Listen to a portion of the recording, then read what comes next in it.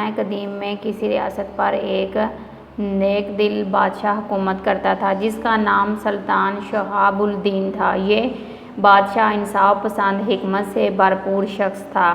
اس کی سلطنت میں امن تھا، مگر اس کا دل ایک سوال سے ہمیشہ بے چین رہتا تھا کہ انسان کی کامیابی عقل سے زیادہ ہوتی ہے یا قسمت سے۔ وہ اکثر راتوں کو جاگتا، آسمان کی طرف دیکھتا، جیسے ستاروں سے پوچھ رہا ہو کہ تقدیر سے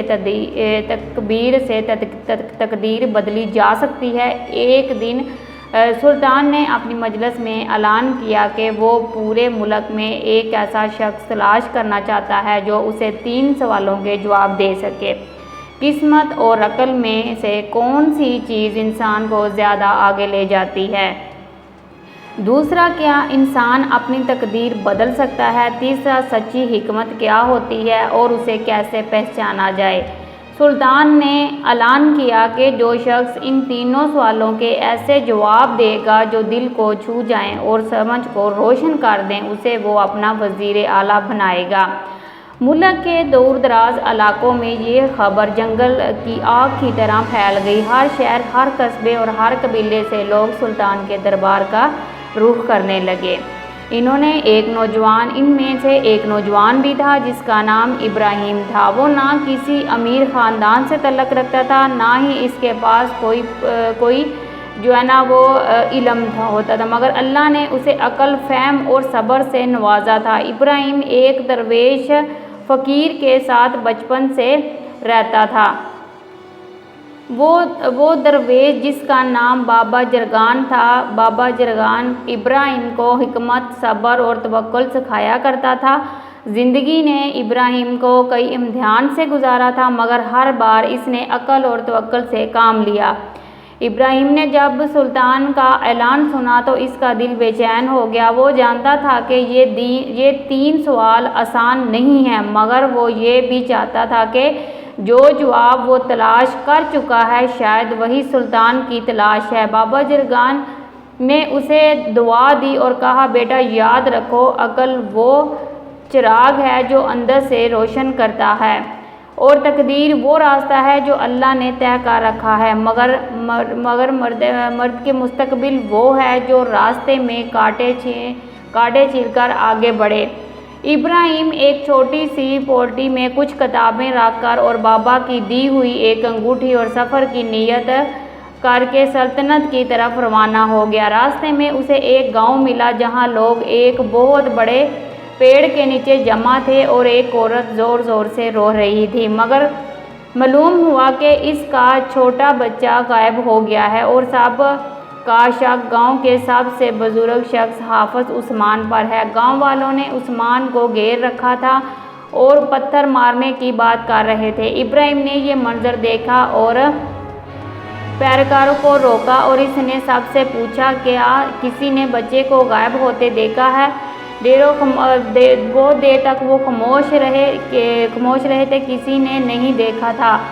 عثمان کانپتے ہوئے کہہ رہا تھا کہ میں بے گناہ ہوں، میں نے کسی کا بچہ نہیں چرایا۔ ابراہیم نے عقل سے کام لیا اور اس نے درخت کے نیچے بچے کی چپل کا نشان دیکھا، جھاڑیوں کی طرف اشارہ کیا، سب اس کے پیچھے چل پڑے۔ کچھ ہی قدموں کے بعد بچے کی آواز سنائی دی، بچہ گڈھے میں گر گیا تھا۔ ابراہیم نے اسے نکال کر ماں کو سونپ دیا۔ گاؤں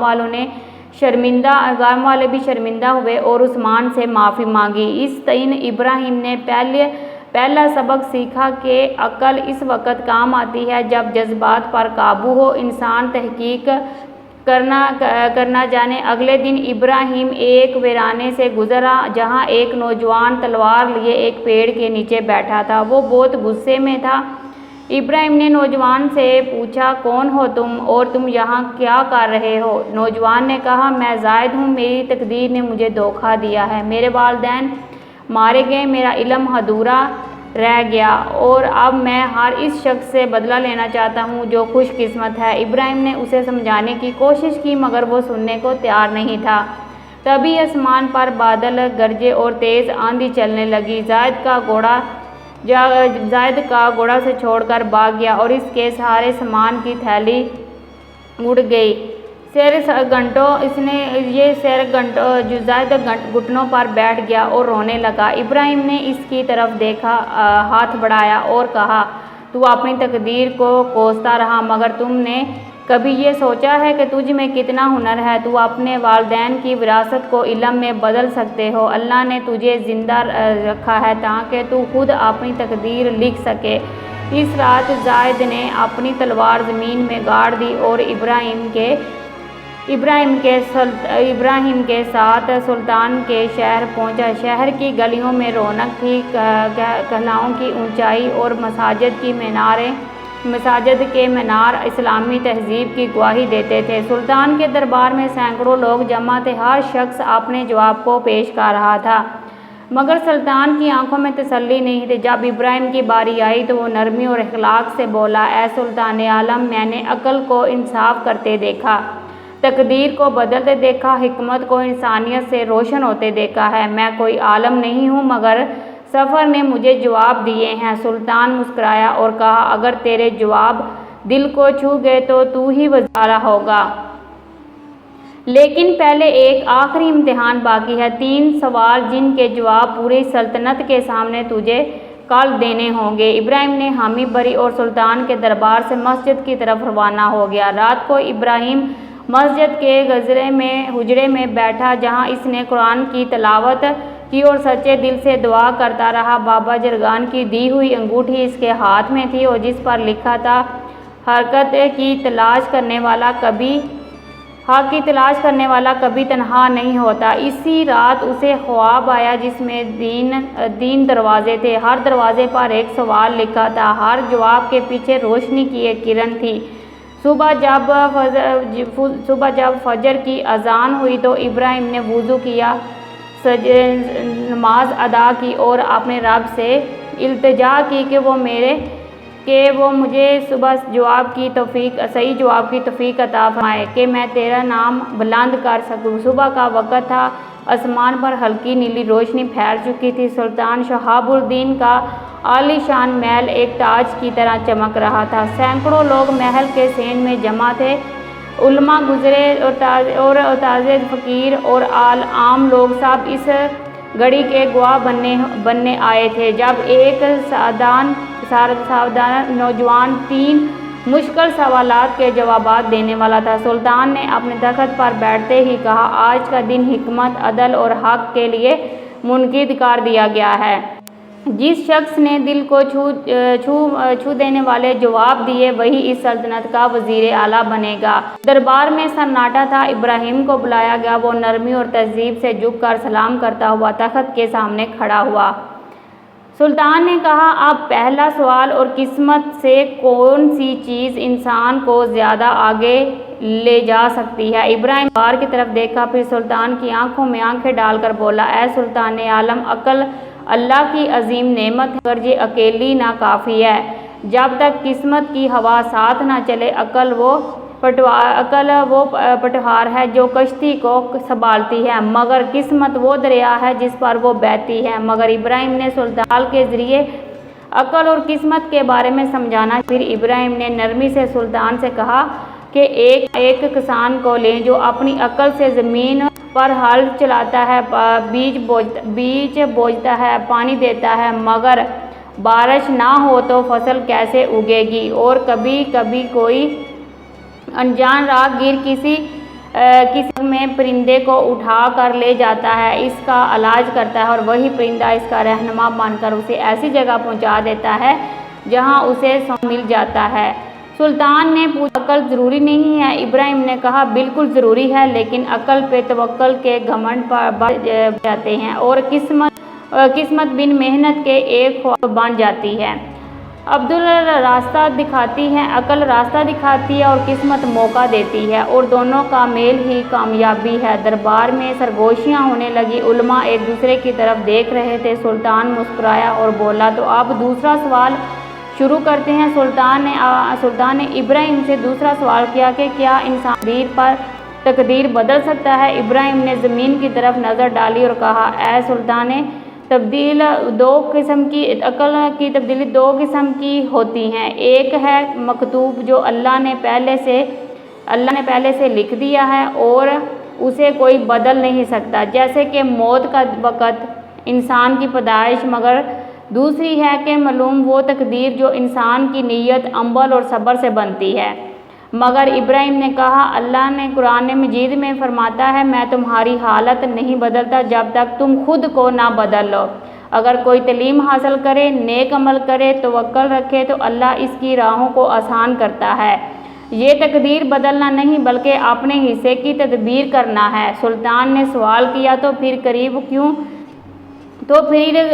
کیوں غریب رہتا ہے؟ ابراہیم نے جواب دیا، کیوں نہ کہ کبھی وہ دوسروں کے لیے آزمائش کی کون سی مدد کرتا ہے، مگر وہ غریب جو محنت کرتا ہے، علم حاصل کرتا ہے، اپنے اخلاق و اقرار کو سنوارتا ہے، اللہ اس کی ضرور بدلتا ہے۔ سلطان نے گردن ہلائی اور بولا، اب آخری سوال ہے کہ سچی حکمت کیا ہوتی ہے اور اسے کیسے پہچانا جائے؟ یہ سب سے مشکل سوال تھا۔ ابراہیم نے اپنی جیب سے بابا جرگان کی انگوٹھی نکالی اور کام کو دیا ہوا ایک سا تعویذ نکالا اور حکمت کتابوں میں نہیں تجربے میں چھپی ہوتی ہے۔ سچی حکمت وہ ہے جو انسان کے دل میں ڈر